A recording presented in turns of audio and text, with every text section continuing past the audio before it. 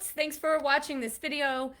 Today I want to address one of the most common questions that I get when people join my Ends and Stems Facebook group. Uh, did that restart? I don't know. When people join my Ends and Stems Facebook group, which you are welcome to join, I ask a few intro questions to kind of take the pulse on what people are struggling with. So today I'm going to, in this video, talk about one of the most common questions that I've seen recently. Like seriously, almost everyone who joins has this question. And it is, I cook these delicious meals. I see your recipes. I know you want me to meal plan. I make these delicious foods and my kid won't eat it. This is so frustrating. It's so universal. If you have one of those kids that just eats whatever you put down, lucky you. Hang on to that because it happens all the time.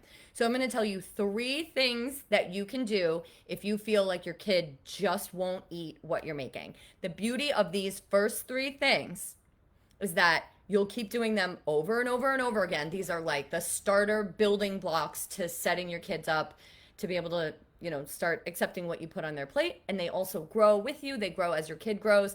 And also, they are totally free and require no planning. So if you are having this issue with your kids not eating what you put on their plate, you can watch this video, write these 3 things down, and start with these 3 things today. Getting your kids to accept to eat new foods, to learn to love new foods, and to be like a functional part of dinner takes a long time. I have a whole entire course people go through. It's 7 weeks long, and many of the parts are about building on this to get your kids in a different place with food. It can take a long time and you have to be really consistent. So we could do a deep dive into each of these things, but these are like 3 first things, okay? So you're gonna do these tonight. Number 1, put something on their plate every night that they love. So what I don't want you to do is make, let's say, like a beautiful chicken and vegetable curry over rice and then just give them a peanut butter and jelly sandwich. I want you to still give them components of the meal, break it down, give them rice, you give them some vegetables, but make sure on their plate maybe there are some slices of cheddar cheese, or there's a roll or cucumbers or whatever they do like, so that they have an entry point onto their plate. I have a video on Instagram, and even one if you're seeing this on YouTube, called Dinner is a Networking Event, where basically you want to always show up with a friend. Otherwise, networking is really intimidating. So this is the same point here. When you put your kids' dinner on a plate, think of it as showing up alone to a networking event. If you look on your plate and you spy your old friend, the dinner roll, you're immediately going to relax and you're going to be more accepting of the other things on your plate that are maybe new or a little bit scary. So always start your kid's plate with something there that you know they love. And then if they sit down and their habit is to say, oh, I don't like this, I don't want to eat this, you can just say, you don't have to eat anything you don't want to eat, but do you see anything on your plate that you like? So just diffuse that situation, get them to focus on that thing you know they love.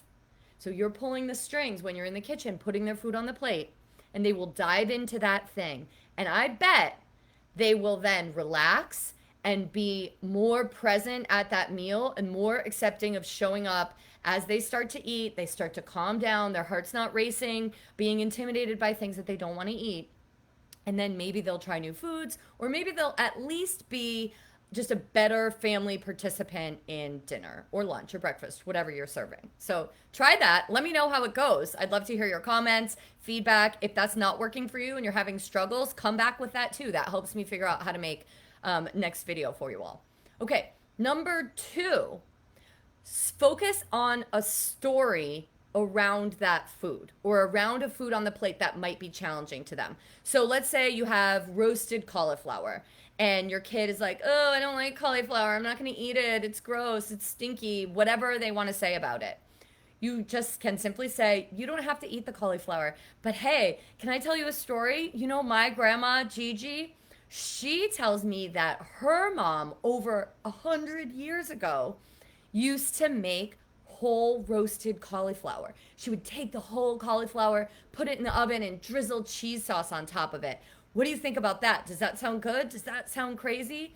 Or tell a story, hey, do you know I have cauliflower growing in the garden? Do you want to see what it looks like? Or cauliflower, what color is the cauliflower on your plate? Oh, it's white. Yeah, that's the most common one. But can you guess what other colors you can buy cauliflower in? And the answer, purple and orange. You can Google this ahead of time, have some, you know, trivia in your pocket if you think your kids are up to that. And then ask, hey, do you think, I know you don't want to try the white cauliflower tonight, but do you think you might want to try orange cauliflower or purple cauliflower if we have that next time? So instead of focusing on, you have to take a bite of this, you have to try it, you have to like it, why are you such a picky eater, why is this so hard, just turn the focus into a story about food. Take all the pressure off whether or not they actually put that food into their mouth, and talk about that food otherwise.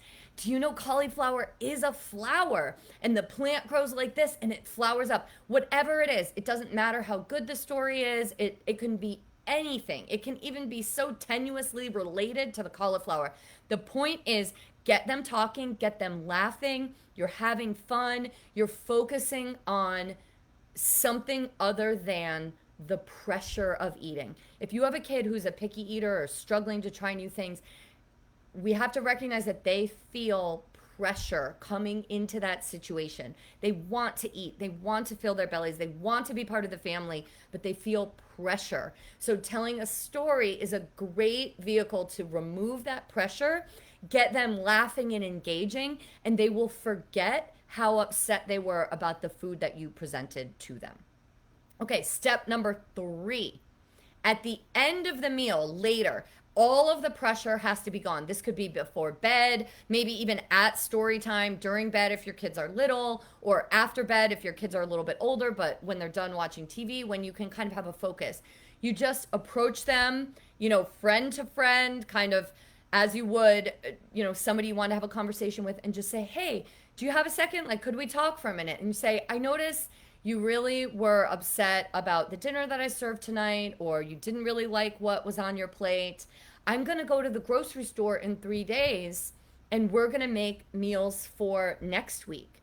I'm starting this new process of writing down a meal plan. I'm starting to gather recipes. Do you want to talk about what you might like to eat for dinner? Do you have any ideas? I can buy those things at the grocery store. Maybe we could cook part of this meal together. The idea is basically to bring it back to them and let them know, hey, you were upset about dinner tonight. I do dinner all by myself. Let's come together and work on something that both meets the nutritional, presentational, and the time standards of our family meals, but also is something that you like or will feel excited about. The important part of this is that if they give you a request, you have to work with it. So one time I did this, my daughter said, I want chocolate chip waffles. Okay, sure, I can make waffles. So I bring that back to her. Okay, great. Waffles sounds amazing. But based on what we normally eat, do you think waffles is a complete meal? What would we need to add to the plate of waffles to make this a good dinner for our family? And she suggested fruit. Great. We'll add apples to it. I keep pushing her a little bit more. I'm not sure that's going to fill our bellies up. If we add butter and syrup, that's a lot of sugar, which is great. We eat tons of syrup. But what else do we need to add to make this a complete meal for our family? Oh, I know. Maybe we need some vegetables. We usually have waffles for breakfast. That's when fruit goes. But what would we do about dinner? Oh, I know, Mom. Maybe we can have some carrot sticks or steamed broccoli, or maybe we could have some scrambled eggs on the side. So she helped brainstorm and meet me in the middle so that we could put together a plate that she was more excited about, but also she's thinking about the nutritional needs of our family. So if they're giving you these wild suggestions, you have to show that you respect their suggestions and can actually fold them into their meal plan. Over time, as you do this, they see that they become a factor in your meal planning. They become an actual contributor, and that you respect their opinions, but you prod them. Sometimes I even say things like, I'm really feeling like trying a new vegetable this week. Do you think there's something you'd like to try? Or call back to the cauliflower. Hey, we're going to go to the farmer's market this weekend where we can find vegetables that we don't usually see. We talked about orange cauliflower. Would that be something you're willing to try if I find it at the farmer's market? Or We had green beans. I'm going to the market. Do you know? I think they might have yellow beans or flat Romano beans that look a little bit different.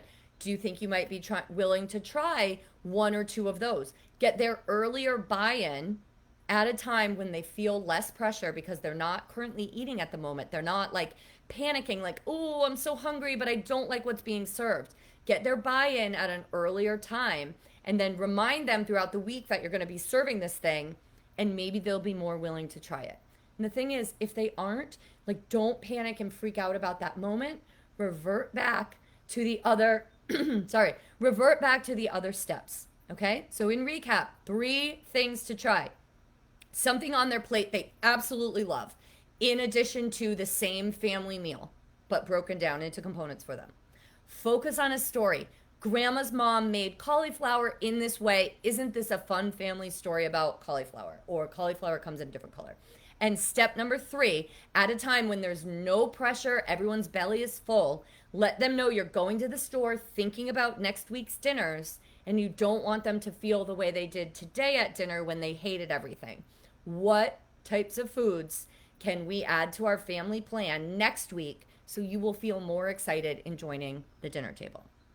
Okay, friends, that's all for today. If you want more like this, I have a free webinar that goes into depth into all types of, I have 4 different steps, basically 4 categories of why we feel so much stress in getting family dinners together. The webinar goes through all of those things systematically. There's a worksheet that goes along with it. It's amazing. It's free. It's tagged in the first comment. It's recorded because I did it live one time, so you can watch the video anytime it fits into your schedule. Just click through RSVP for a time slot and you'll get all the materials for that. I would love to see you there. And if you try any of these tips or have any struggles with them, please hit reply or send me a message because I would love to make a follow-up to help you all out. Have a great day.